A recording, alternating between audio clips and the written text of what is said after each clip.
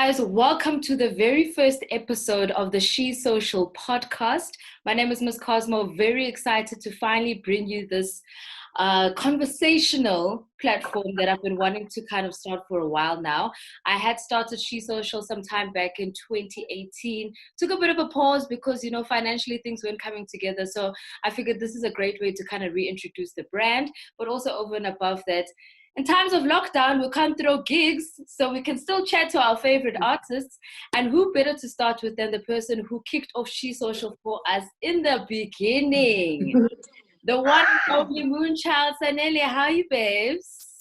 I'm good, Miss Cosmo. How are you doing? I'm fine, man. I'm so excited to have this conversation. I'm so excited for us to just engage and sit back and reflect a little bit on how life has been treating us.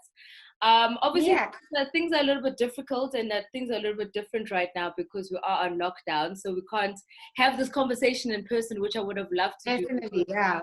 You are an explosive person and I prefer sitting and chatting to you and hugging you and laughing with you in person, but thank you. All right.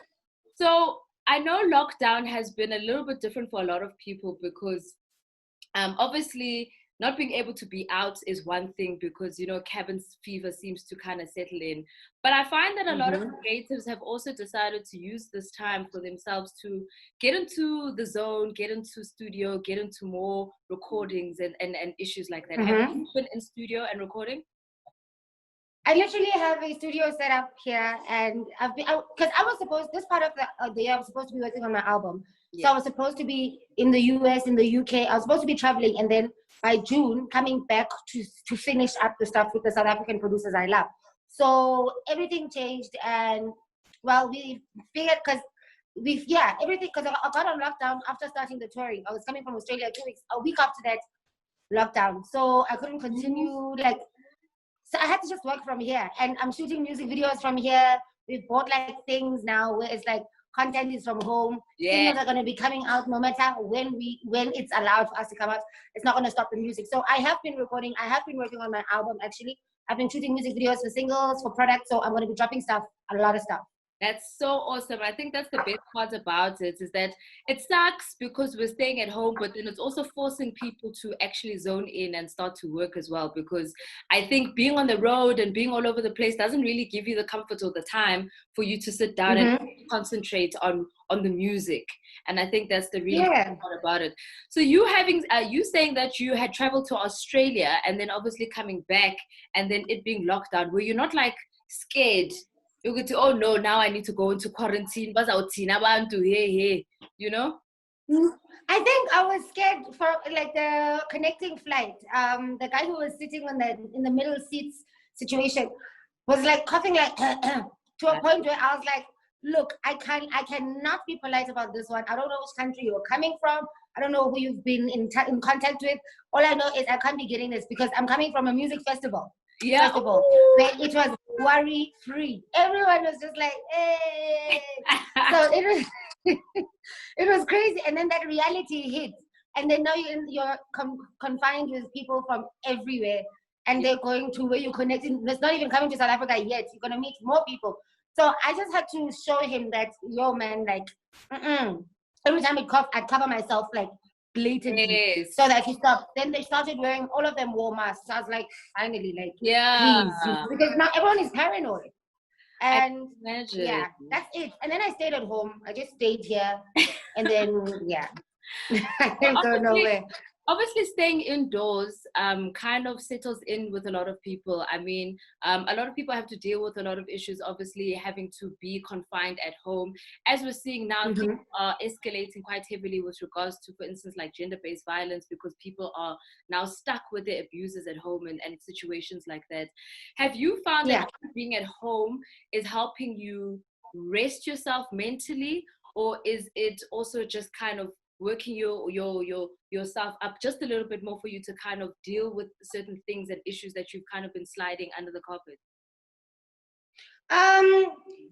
Because I think most of it is really, I don't know. Okay, there's a part of it that I really appreciate, Noni, because it's you're on the road, and the difference between being forced to choose to focus on your album is you knowing you're refusing money by not being able to, do you know what I mean? So the difference now is like, I'm like, whew, even though, yes, I know I want to make more money, you get, I mean, because I songwrite as well. So I've gotten a couple of things that I've been doing at home, which is just like songwriting based.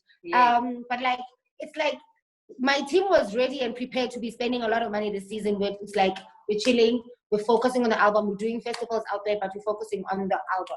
And so being at home has kind of been like so nice. I appreciate it so much because it's by force, and naturally when I have to rest, I can't. I don't want to because I know I might be losing on a bag. So with regards to issues though, it's like, I think you think more. I think alcohol doesn't make anyone drunk anymore. Exactly. Like, I don't get drunk. Oh yes, being at home. Yes. So it's like I've really appreciated being at home because I'm here and I'm not feeling lazy. Even when you don't have anything to do that's like urgent, it's like you still feel lazy for sitting. You should be doing something because the world continues. Yeah. So it's like the craziest thing. I appreciated it because I would have never done it on my own. So true. I think it's a forced reset that we're all kind of going through at the moment, where Mother Nature's kind of told us, you know what, for once, because Nina and you don't rest, your bodies are actually taking control. And I think it's appreciative from that perspective. But obviously also, even just from a financial perspective, it's also kind of weighing in on a lot of artists here and there who didn't necessarily have other ways of making money. Has this made you innovative with regards to how else you can kind of make ends meet outside of obviously just the performances? Because I know a lot of artists may release music, but majority of the money comes in through the festivals, through the performances and the appearances. What was the question again? I'm asking you if you've been innovative with regards to other ways of making money. I guess, because like, for instance, I guess the thing about it is a lot of the time, even when life happens, I write music that is not necessarily mine. That's a check I generally get. It can be for adverts, it can be for artists in and out of the country. I write hooks, I write.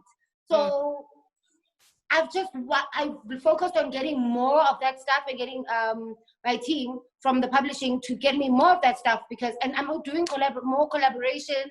I literally, like, my verses now, let me tell you, since lockdown, there's no free verse. I've literally been charging. I'm like, go home. Because this is another part of my check. My yebo is a charge. My WhatsApp. Really? So you want me to be, yes, it is. And if you don't if it doesn't have to necessarily make sense to me, but now it's a point where I wouldn't have necessarily asked to do a collabo with you, but if you need me, I can write to every genre. So come through, but you're paying for my voice. Yeah. So it's like, it's more the fact that I'm passionate and I love it and I'll just jump and I'll just get things done has been a different thing now, where it's like, wait, that's a check. Yeah. So I'm not coming, because you're not going to get another voice like mine. You can get any feature you want, but you're not going to get my voice. So I know the power of my voice, and therefore you're going to have to pay for it. That's so and true. I've been making checks from collabos.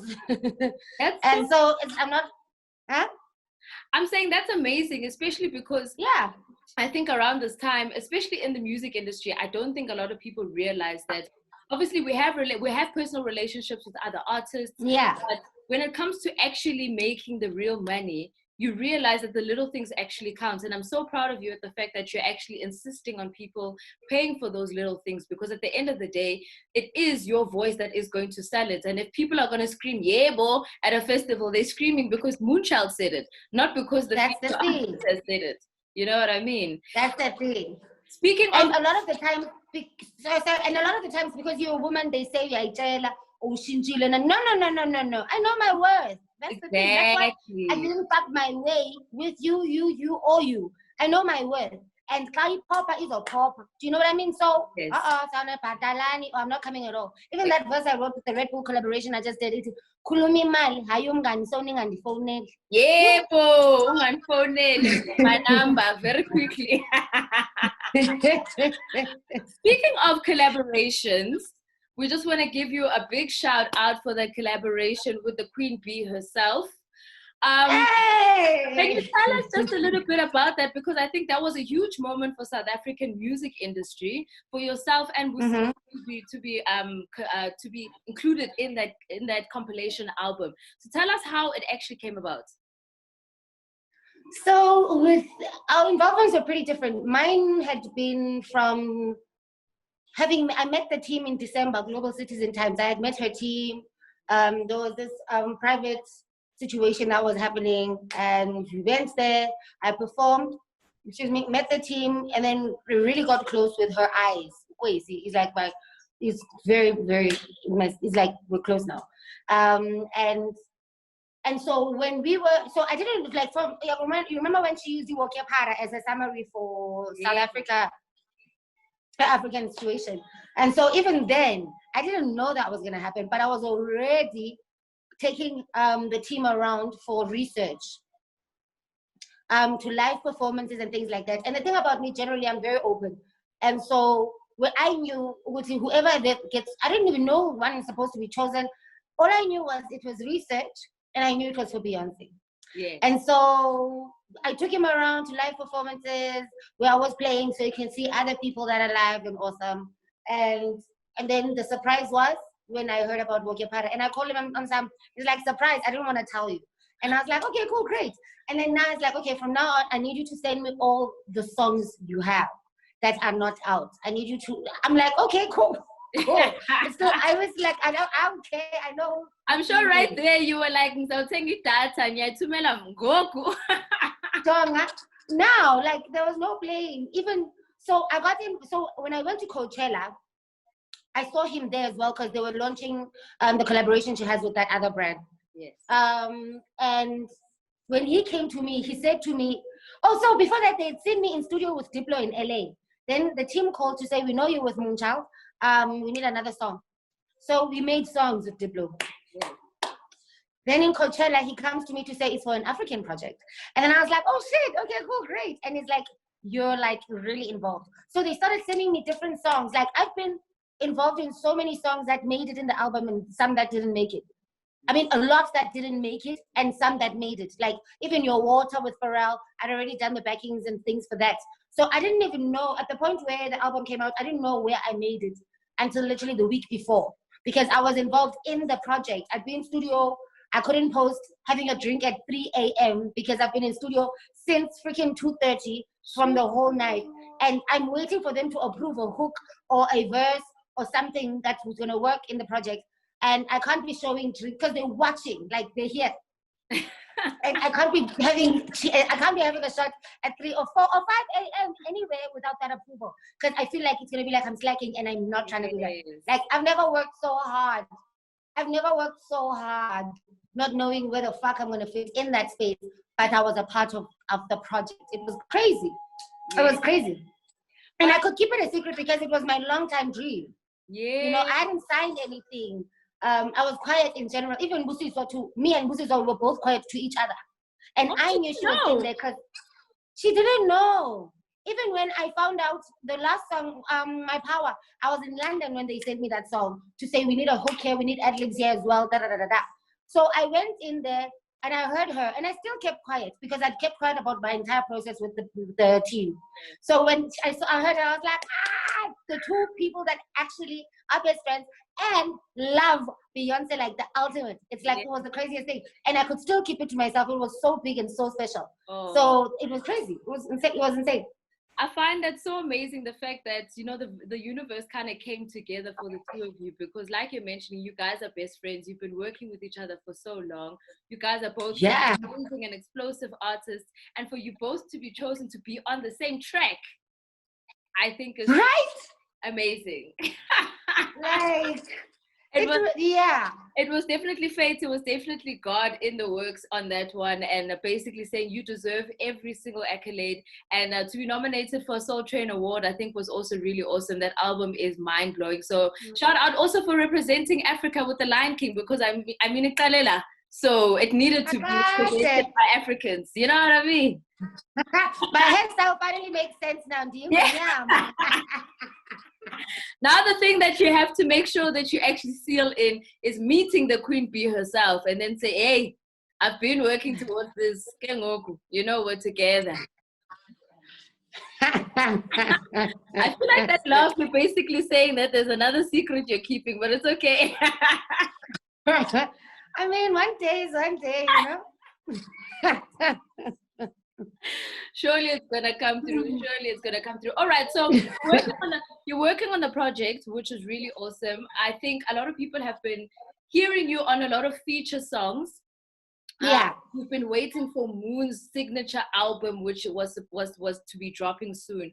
So do we have any idea or inkling as to when that's going to be happening? That is gonna definitely, because the most perfect thing for me would be, because I'm a numbers person, like numerology. And so the 20th of 2020 at 8, that's 2020. And I was born on the 20th of November. So it would be 5 20s, which is 100, which is like full circle, right? Okay. So it's like, I did think about the things I'm going to, because I'm going for the Grammys, I'm going for all the, like, I'm going in for everything. And thinking of the times for you to qualify for the things, that would be the only thing that changes the release. But with lockdown, I kind of feel like the universe is going to force it to be that anyway. Yes, I hear. Which would be perfection for me, my full circle. So I'm super, oh my God, like, How is it sounding? How is it sounding? It's sounding amazing. You don't know that side. Mm-hmm. And it's a lot of them. It's like, I've flexed with the stuff I do overseas. Most of that, like, I do hour shows overseas, an hour and a half, and I've been doing that for 5 years because I've got music that that got me out there, which is my electronic stuff and where I sing and I do my Afrofuture. I mean, my future ghetto funk. Yes. And so I want to put both worlds together because I get to introduce them to the gqom, which is still doesn't take away from the electronic sound I was, because I was always a jumper and a bouncer. So gqom was just a progression, which was my intro in South Africa, but it was intro of gqom to them. Okay. The audience that listens to electronic and South African original sounds and whatever. So I'm putting all of that together. The same things that got me working with Gorillaz, lead singer, the same things that got me working with Diplo, the same things that got me working. Do you know what I mean? Like, so I'm putting my worlds together because I've got a crazy, crazy, crazy team I just signed to in London. Woo! And I've got a crazy, crazy, crazy team in the US.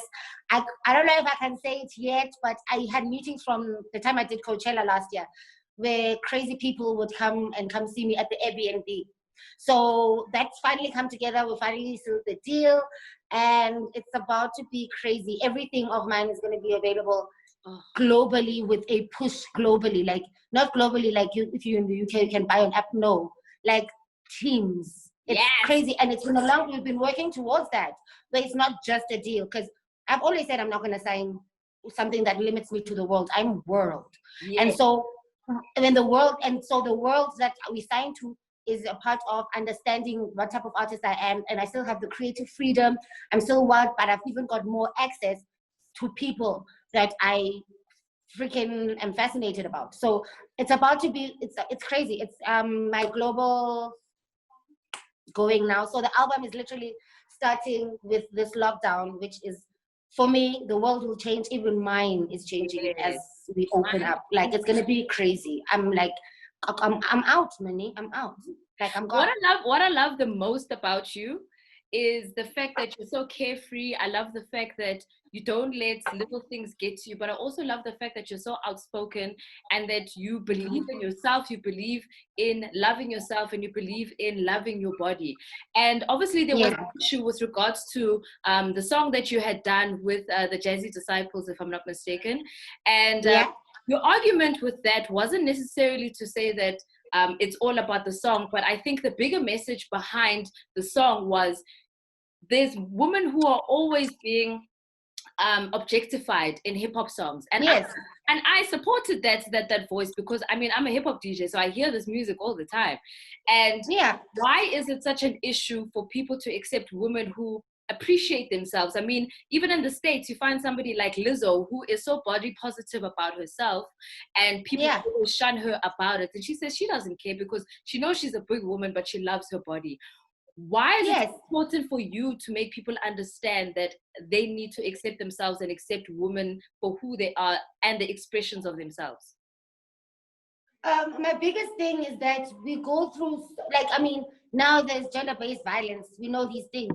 Do you know how many women are secretive and to protect the perpetrator because they think it's a favor to be loved because of the size they are? Do you know how many times women doubt themselves because there's no one who's there to remind them? Do you know how many women at home, kids at home, I call this dude as a nickname because it's so normalized that you laugh at a fat joke first when you're not comfortable with it. And I didn't want to continue that. And another thing that I had to point out was I'm putting all different sizes of women because yes, you say someone is obese because they're big, and some people are just fine. There's so many reasons behind women and the shapes and the sizes. There's so many, and it's not your issue. It's not your problem. Don't make it ours. Don't make us doubt who we are when this is what we know and love. If you want to change things, we take action and we change them. And when I was growing up, I remember when I got anorexic because at home, and I wasn't even big, Cosmo. I wasn't. I was a thick girl. I was like this thing. I was a thick motherfucking girl. But at that house, at my grandmother's house, my aunt, who was struggling with their weight issues, always had to talk about weight. Always, to a point where I was like, okay, I think in matric, Sakalu exerciser. And then after that, I was the only one exercising on my own. Now it was like in my head, like I'm in charge, I'm in control. And then started stopping to eat food, called it a diet, and then didn't eat. And lost so much weight. And the craziest thing is that they would praise it. You know, this is based on miseducation of not knowing mental disorders. Yeah. They would praise it. And I'm a kid and I'm doing this thing and I'm trying to make everyone happy because now I'm unhappy because they point out that I'm not enough. And I wish there was a song that said I'm owning this thing. It's because the home wasn't the safety at this point. But I was never called fat in the streets at all because I wasn't never fat. And at home, with old people that were struggling with their own issues, they put them on me. And then they put them on the next grandchildren and the other grandchildren. And I remember in my first album, I got the song called It's Duka. Because I heard my niece at 5 say she needs to lose some weight on her thighs. I was like, oh my God, they're doing it with her too. And I'd already gone to varsity. So in that first album, I wrote that song, It's Duka.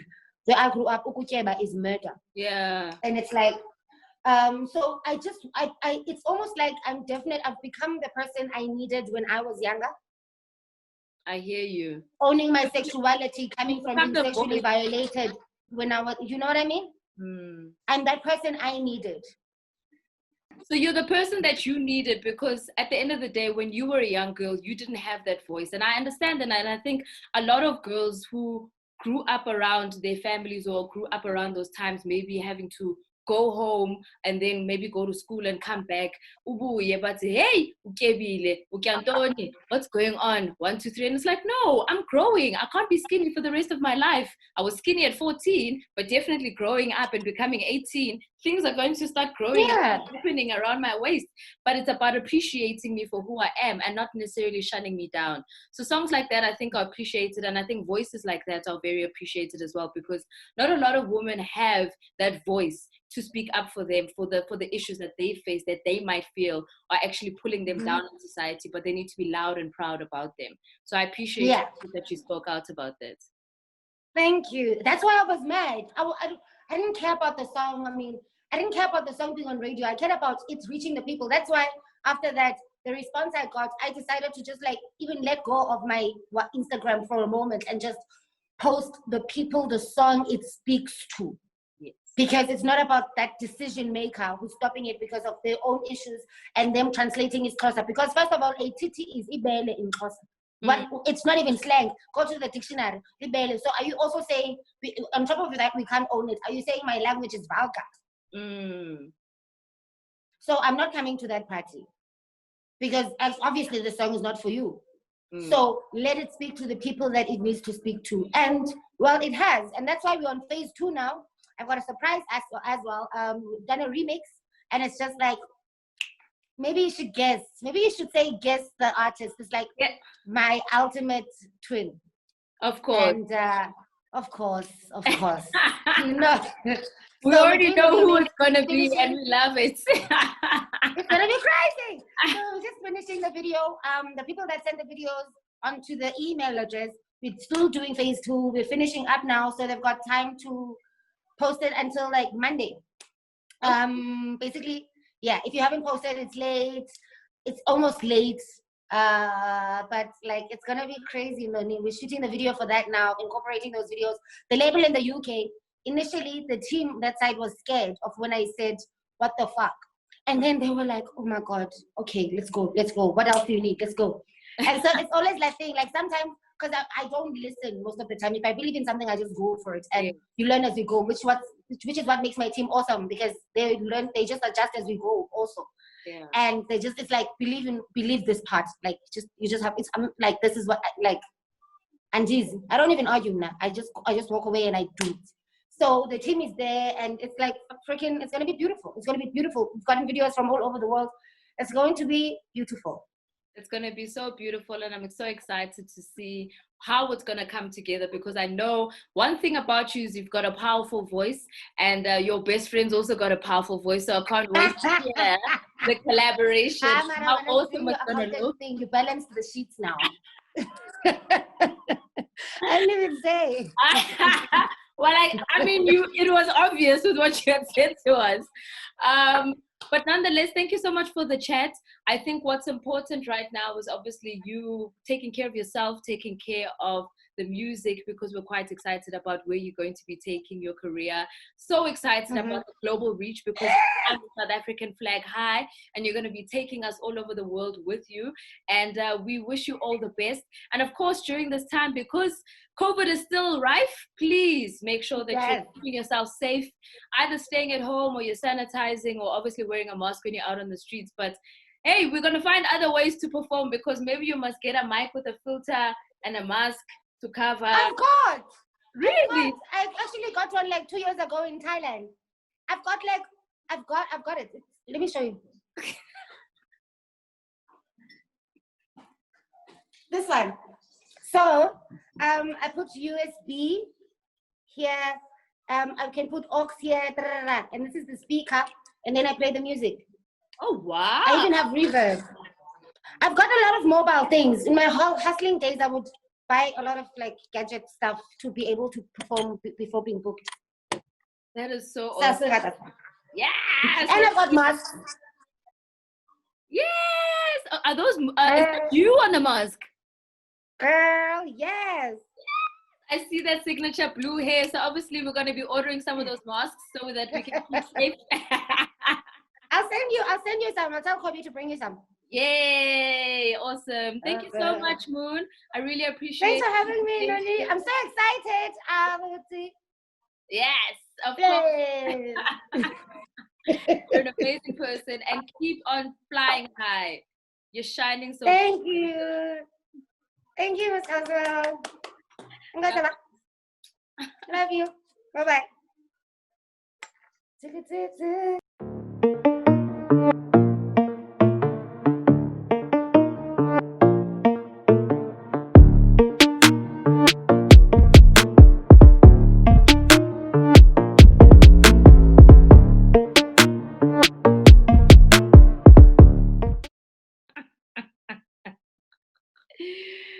Oh, goodness. All right. So we're back with the second guest that we have for today's She Social podcast. She's also a resident DJ that I had on all my She Social events. The one and only Miss Nikki Newlands, or do we call you Miss Trap Money Nikki? Is that what it is, huh? Trap Money baby in the building, yes. We can call me Nikki Newlands today. It's fine. Just because it's you, Cosmo. Me? Why am I special? Oh, this is about you. Oh, it's about me? Ooh. Yes. How are you doing, Miss Nikki? I'm good. I'm good. I'm in a better space. It's been a weird like time. Okay. But like, I'm in a better space, a much better space than like when I think the first few weeks of lockdown. Yeah. Tricky, yeah. Yo. All right. I just want to get into a little bit of a background as to who you are, just for those people who don't actually know who Miss Nikki Newlands is. This portion is just to kind of introduce new artists and new women in the industry to the broader country who are actually watching this video right now. So Nikki is a hip hop DJ by night, but by day she is a marketing manager. Also, over and above that, there's something that I actually realized when I was searching you the other day, and I was like, why is her name Nikki Newlands? And I realized, hey, Nikki's actually from Durban, and she's from Newlands East, which is why you have the Newlands in your name. I had no idea. This whole time I thought you were from Joburg. A lot of people assume that I'm from Joburg, and even, you know, when we did the MTV Basement Battle, they put me as representing Johannesburg, but I'm actually not from Johannesburg. Okay. And that's why I wanted to include Newlands in my name, because I knew I was going to be here for a long time. I knew I was going to make Johannesburg my home, and I wasn't going to be able to give my city the chance and show them as much love, because it's not that there's no platforms in Durban. It's just that if you want to grow as an artist, there's just so much happening here in the big city. And but I feel like, yeah, I have included it in my name. That's as much as I could do for now, you know. Yes. Going forward, yes, I will show them love as best as I can. But for now, yeah, that's it. I've got it in my name. I take them everywhere I go. That's awesome, man. How long have you been in Johannesburg? On and off, hey? On and off, because wow, it has been a roller coaster of a ride in this damn city. Only the strong survive here, hey? And but in and out, I've been like close to 10 years now. Okay, that's a long time for you to be. A long time. I've been here for a while. And actually, I was recording a show recently, and the question that they had asked me was, how did I get into DJing?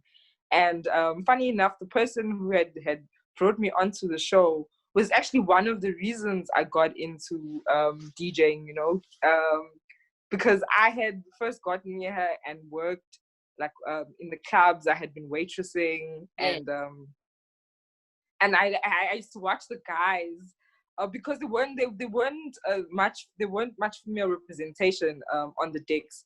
So I used to watch all the guys coming at I used to be at the Sands. I used to waitress at the Sands. I used to waitress at Icon. Yes, I used to waitress at Icon. Why do I feel like I've never seen you there before? I feel so bad. That's where, no, don't feel bad. Don't feel bad. And I probably served a lot of people that I now share the decks with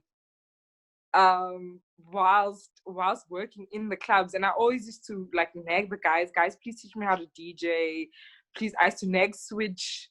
I used to nag Milkshake and Dimples used to play a lot at Icon. And they used to come to Icon even after they had played all the other gigs, and would come there even if they weren't on the lineup and would ask to play, you know. And so I got to see them a lot because they were in the peak of their career at that time. And I used to nag the guys, please teach me. And they're like, no, you need to, you know, if you want to be serious, those guys have had the same story for years. Even when I started DJing, I also spoke to them. I remember when I actually first started DJing, Dimples was one of the guys who was always supporting me, like, yes, we need more female DJs in the industry. We need people to kind of represent us in the industry. So I was like, Sharp, can you teach me? Yeah. I was like, oh, you want me to come in, but you can't help me. So eventually, obviously, that's when I actually decided to go through the DJ school route for me to learn how to DJ. Yeah. The guys were too busy for me. But how did you end up learning? I also went to DJ school. I went to Pioneer Academy in Edenvale in 2016. Okay. Yes, and I wish I had spent more time there. I spent 3 months there, and I had learned, that first taught me house, you know, you learn the basics of DJing, and you learn how to beat match, and everything, and I learned playing house music. And then once I was done with my 3 months, in 2017, I had bought myself a little controller, And I had started to teach myself how to play trap, and then I had started getting gigs. But I started getting gigs before I really knew the basics of playing hip hop, because playing hip hop was different now to playing house music. Completely different. And I don't think people realize how vast the difference is, because house DJs stay in like 1 BPM area, whereas one region, whereas hip hop is literally throughout.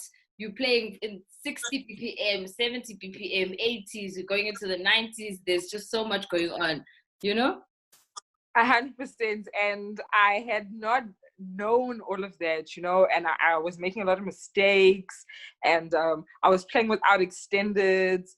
I was playing from I was going from 1 BPM to the next with like, it was just a mess, and luckily there were people who believed in me, and like there were a few guys who would give me tips.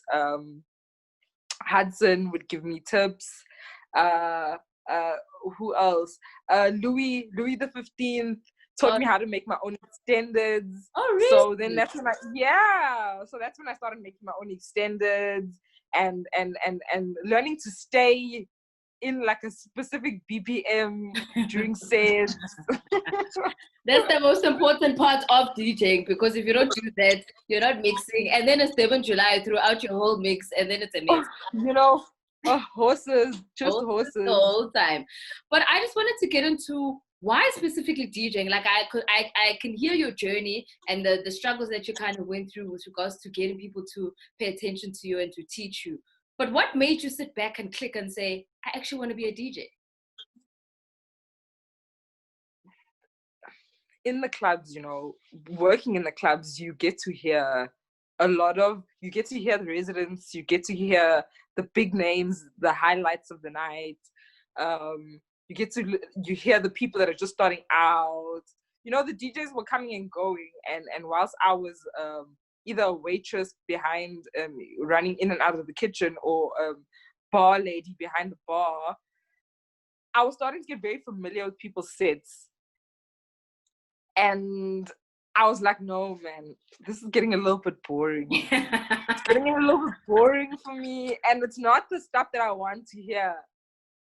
So I wanted to hear the latest trap, man. And I felt like at the time when it was like 2016, 2017, Future was like, just really, the trap scene was just really growing. It was so exciting. Whenever I heard trap in the club, it was just such a booming sort of lifestyle and type of music that was coming away from hip hop, that I wanted to highlight more, and I felt like I wasn't getting played enough in the streets, and I was like, you know what, I'm gonna do it. It's fine. These guys are not playing the latest stuff. That's okay. I'll take it upon myself. I'll make things happen.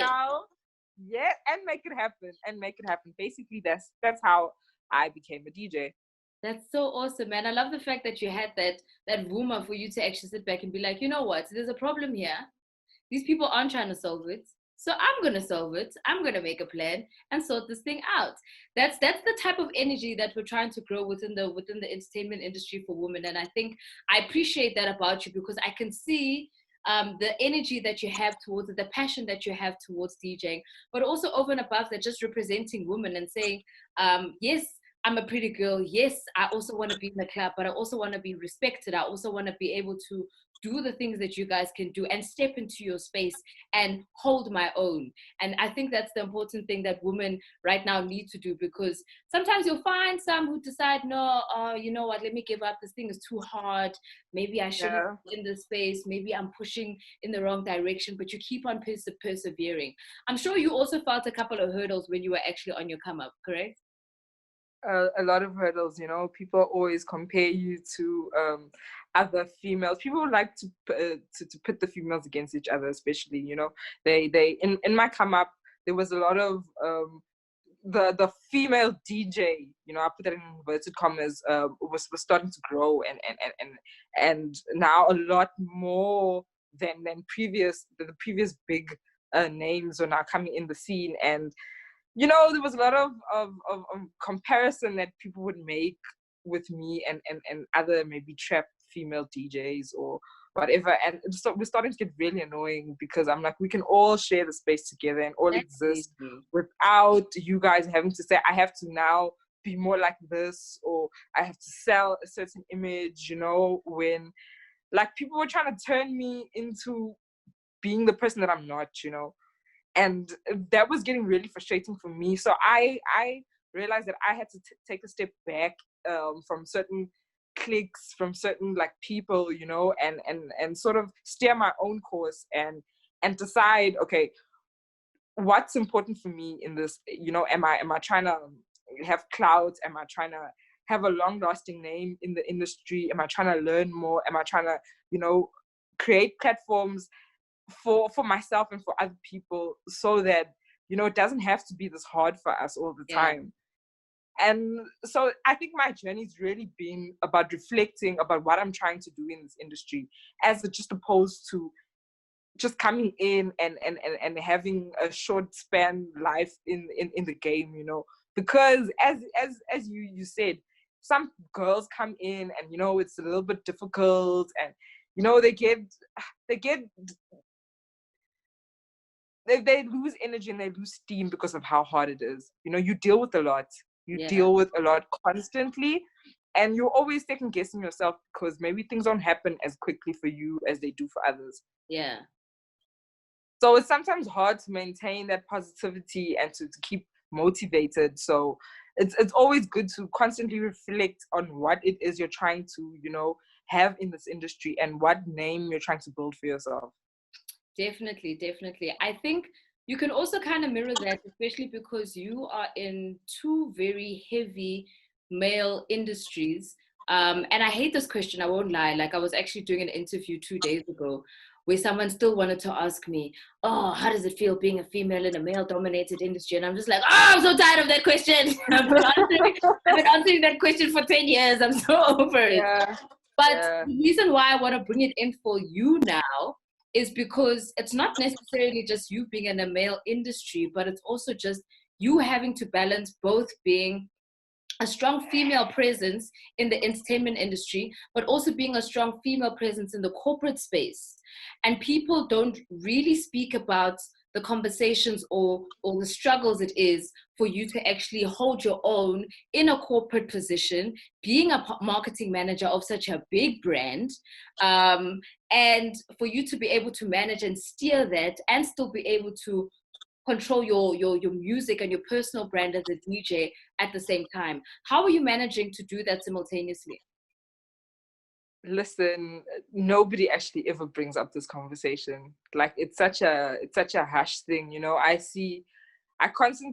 will see people getting invited onto platforms. The guys, you know, are always involved in the conversation, you know, about the marketing managers of the other brands. I never see the females, you know, being involved in the conversations. It's almost as though we don't exist. Mm-hmm. And maybe it's also because we steer the ships of male, like the retail chain that I manage is our customer base is core male, you know. So maybe it's because of that sometimes that the fact that I'm female gets lost in that conversation. Like, nobody notices that it's actually a female behind a lot of these things, you know. And it's not easy. It's really not easy. Sometimes I used to find it really difficult trying to balance the Nikki Newlands brand and trying to balance the you know, the Studio 88 brand, you know, and or not wanting to always put put it out there that I'm the brand manager of such a big brand, you know. Yes. Because I didn't want that to be my claim to fame. I didn't want to have to ride on that wave, because I wanted the work that I did at Studio 88 to speak for itself. And I wanted the work that I did as Nikki Newlands to also speak for itself, you know. So it hasn't always been easy to maintain that certain balance, but and I don't know if I'm doing a good job at it. I honestly, I don't know. But I think you're just being humble, if I must be honest. But I guess we all do that at some points in the game, you know. But I guess so. Yes. I think what's important is the fact that you're still holding your own, because for you to acquire a big job like that. I mean, managing the marketing of Studio 88, as you're mentioning right now, it's very male centric. It's very targeted to guys in sports, guys who are about swag. It's all majority males who are going into those stores and purchasing whatever gear that they want to purchase. And I remember when we had actually done a campaign together, and I had called you and I was like, okay, well, I'm supposed to be doing this campaign. I'm going into one of your shops, but there's very minimal clothing catered for females. And that struck me a little bit, not necessarily to say that, oh no, I'm going to be a feminist about things. Hey, this is rubbish. Yeah. But for me, I'm just like, but what makes you think that women don't want to wear sportswear? Yep, branded items. So definitely. How is that going to change within the future of the culture? Because those are actually things that are incorporated together. Because as much as you're in a sportswear corporate type of space, you're still speaking to hip hop. And you need to have those types of conversations to say women are also very involved within the hip hop space, whether it be fashion or whether it be music. But we also want to be able to dress the part. How is that going to be changed within some of those spaces? You know, the thing is with brands and in retail, when people do their buys, they work very closely based on the numbers, you know, and what's. So that's always been the Studio 88 sort of customer. It's been very male dominated, but with the stats as of lately, women are now on our platforms more. They're if they're not shopping for their men on our e-commerce site, you know, they're sending they'll go into our stores and browse, you know. But it's just that they don't find what they need, you know. We're not catering for the woman as yet. But I do think that Studio 88 is sort of going a lot more into the female branded fashion space. When we're definitely not winning at the moment. We're not 100% there. But it is a growth as of like the previous years, you know, and that's because the females are the growth in the female numbers digitally have been crazy, you know. So they're shopping more online now. Even internationally, a lot of more international brands are starting to cater more for the females, having female ranges. And I do think that locally it is going to get there.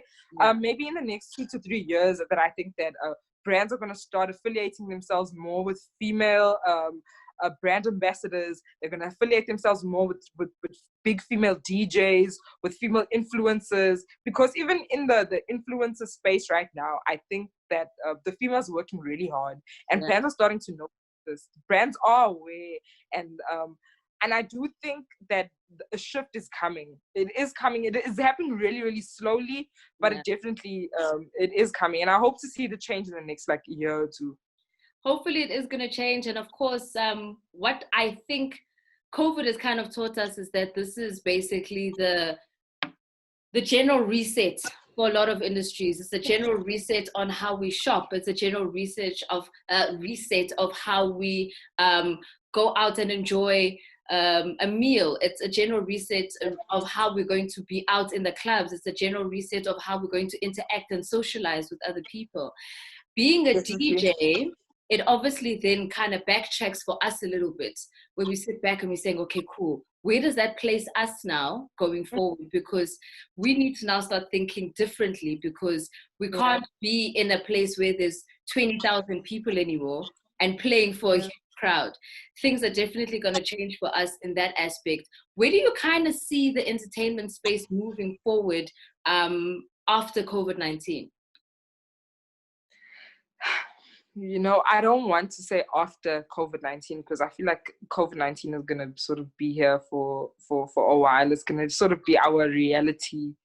So I don't know if there's going to be an after. It might maybe a thing that we start incorporating COVID sort of, you know, events or COVID-based like experiences for the consumer and for the public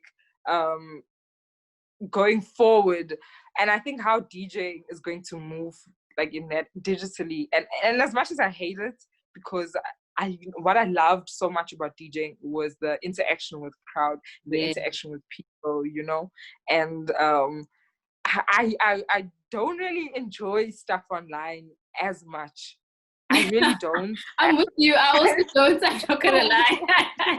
For me, I'm just like, it's not the same. It's really not the same. and it's so terrible because like you'll be doing all these like, okay, let me do this party. Okay, let me DJ for that TV show, and then people are sitting at home and they're watching and they're tweeting and they're like, interact with your crowd. But for me, it's like when I'm recording, there is no crowd. It's just me and the camera. No one there. It was the cameraman, and he wasn't even shaking his head. You know, you playing all these songs, and that guy was just sitting there, unfazed, unbothered. You know, oh my gosh, it's really not as entertaining for the DJ anymore as maybe the public. I don't even know if it's that entertaining for them. But I mean, like, because we can't really do much about the situation right now, we're going to have to be in this digital space. And I feel as though even what I'm trying to do, I've now had to start thinking out of the box of how I can like have my brand like live digitally as well, because of the lack of gigs and the uncertainty of when we're going to be able to have gigs again.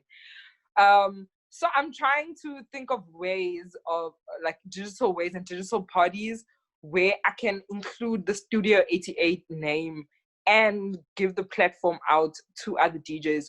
In the previous years, we have had a DJ competition called Mix on the Move. So I'm currently working on ideas of how to, you know, position Mix on the Move in the current climate of COVID. And I want it to be a platform for DJs during this time, you know, because I know DJs have suffered the most. Yeah. Artists have suffered the most right now. Yeah. And even though there's so many parties happening right now, like virtual parties, DJs are still losing, you know, the most when it comes to those parties. Consumers and channels are winning right now, but DJs are still the losers in the game. Yeah. And I don't want to you know, further exploit the DJs when they need money so much during this time, you know. Whatever platform that I create as Studio 88, I wanted to sort of help us in the current climate and because I don't know right now how things are going to be post COVID-19, you know. I guess it's just one of those things where we have to start being a little bit innovative and start outside the box and being forced to kind of see where else we can sit, how else we can make things work with regards to staying safe, socially distancing, constantly thinking about others, making sure that we stay at home as often as possible until possibly a vaccine is found for the disease. Yeah. But we just have to make sure that we're mindful of others, we keep distances of 1 meter apart, and obviously just making sure that we're looking after ourselves and our health and making sure that we are taking our vitamins and things like that. What I enjoyed about your digital presence as well was your thinking forward and saying, okay, I want to be a DJ, but I also want to do a little bit more with regards to just being a DJ. You then created a platform called Wrap It Up, which was for up and coming rappers for them to freestyle. And what I love the most about it is that obviously in hip hop, everybody's like, yo, this person's the best rapper, that person has got the bars, this person's got what. But one conversation we don't have in hip hop is that some of these people can't freestyle. And by freestyle, I'm talking about off the dome. There is a portion of freestyling where you can write a rap and recite it, maybe possibly on a phone or something that you prepared. But actually just like being given phrases and then saying, okay, go, hasn't been a skill that a lot of rappers have. And you decided to test that. Why?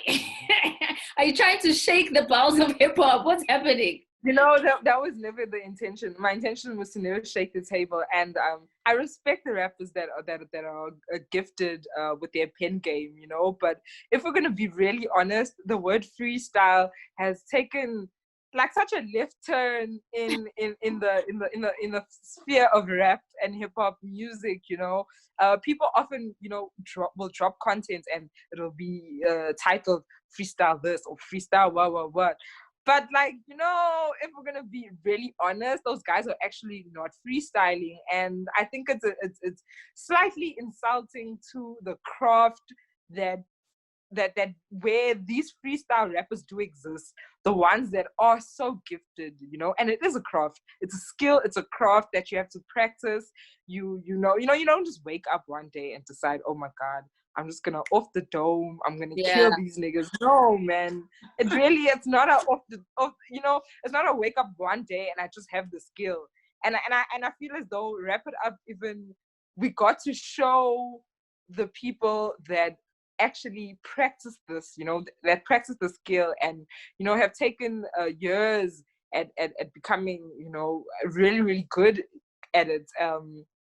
And it is really funny because I actually saw Nicki Minaj do this. She did it on, is it Jimmy Fallon show? Yeah. Where yes, that's where I found the concept, Okay. He was throwing words at her, and she made like a little rap. I remember that. Yeah, it was so dope. And I mean, I was like, you know what? I want to see if our guys could actually, if our guys could do this. I want to test it out. And that's how the whole entire concept came about. I think it's so dope, especially because not only are you not necessarily giving back, but you're also just kind of highlighting a portion of hip hop that I think has been forgotten, which is part of the reason why even Stogie T has decided to create something like Freestyle Fridays. Because I had interviewed him last year on my radio show, and he was like, yo, man, what's the deal? Like, you need to make these rappers rap. Like, when they come in here, they can't just talk about their music. They need to rap. And I was like, yeah, okay, but some of them get a bit like, about it. He's like, creates the platform, force them to do it, because at the end of the day, if they can rap and they say that they're the best rappers, then they should be able to freestyle, which is why I think kind of preempted him to do the Freestyle Fridays. And I appreciate platforms like yours where you're making people kind of wrap it up, because then we're seeing real skill come through, and we're also then giving a platform to up and coming artists as well, which I think is very important. So yeah, man, keep on pushing. I love your energy. I love the fact that you're still trying to push the culture in all spheres of your life. I think what's important right now, obviously for us, especially for COVID, is also just kind of finding new ways to navigate through. And you've been doing that really well. Like you're mentioning, you've got your ideas with Studio 88 as well as with the Nikki Newlands brand being Wrap It Up, and continue pushing. What else can we expect from Nikki coming through for the next 6 months? Nikki Newlands is trying to create sort of businesses behind the scenes more. So I don't know if my face is always going to be in the forefront of things. I don't know if guys are always going to know the stuff that I'm like up to, because I don't always want to put my name on every business or every venture that like I go into. Then now you've got Nikki Newlands face cream, Nikki Newlands hair butter, Edge creams, okay. Hey.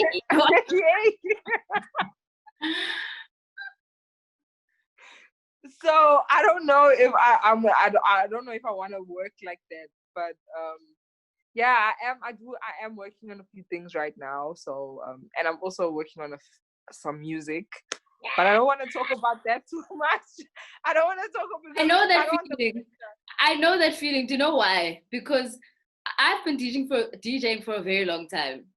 And I remember when all the guys started releasing songs, Dimples brought out an album, Speedster came out with the tapes, then it was the album, then he did Mayo, and then everything was just like, yo, everyone's taking it to the top. And then they were like, Miss Cosmo. I was like, relax, I'm not ready. So don't feel the pressure, baby girl. Do it in your own time. At the end of the day, I think this thing is a marathon. It's not a sprint. So whenever you are ready to release the music, if you feel that in your heart this is the song you want to introduce yourself to, introduce the Nikki Newlands music brand to the rest of the world, then do it in your own time, babes. There's definitely nobody who's holding you down. You know what I mean? Thank you. I needed that. But yeah, we are supporting you 1000%. You and your Eskimo jacket. It's not that cold in Haba. Listen, there's a heater at my feet also. Like, Ha, guys, no no, ways. you are the epitome of social distancing because you are alone. You don't have a blanket with eyes. Instead, you made sure that you got yourself your own jackets. Listen, it's hard in the yard, eh? It is real hard in the yard. As long as the boys don't come to the yard, that's what counts right now because you need to stay home. I'm on stay lockdown. safe. Yes. Boys can't even come into the yard, even if they wanted to come into Good the yard. Good girl. That's what we're trying to make sure that we do. Keep it safe and keep on pushing, man. We really appreciate all that you're doing for the industry, and that's why I wanted to highlight you for today, because I don't think a lot of people actually know how much you actually are doing for the game and for entertainment, whether it be in the boardrooms or whether it be on the decks. So keep on pushing, and we're going to keep on supporting Miss Nikki Newlands.